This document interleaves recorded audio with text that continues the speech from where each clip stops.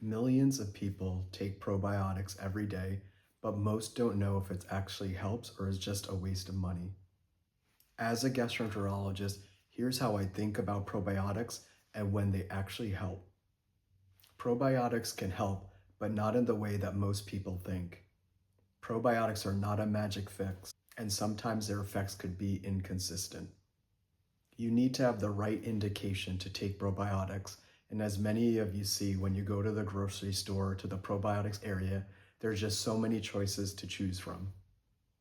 That can make it very confusing. So what do probiotics actually do? They are live bacteria that if a person takes an adequate amount, it could help them feel better.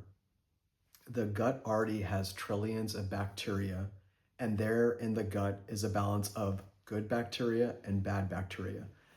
The goal of taking probiotics is to shift it more towards the good bacteria over the bad bacteria. Probiotics can be found in things such as yogurt, sauerkraut, and kimchi, and they can also be taken as a dietary supplement.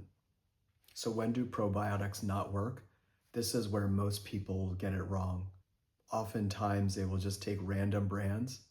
They expect it to work immediately. They are not taking it for the right reasons and thinking that more is better. So when can probiotics help? There are 3 situations where there is evidence that shows that probiotics can help. There is moderate evidence that it can help in irritable bowel syndrome. It can help some patients with irritable bowel syndrome symptoms. The second is during or after antibiotics. And the third is prevention or treatment of a short-run infectious diarrhea.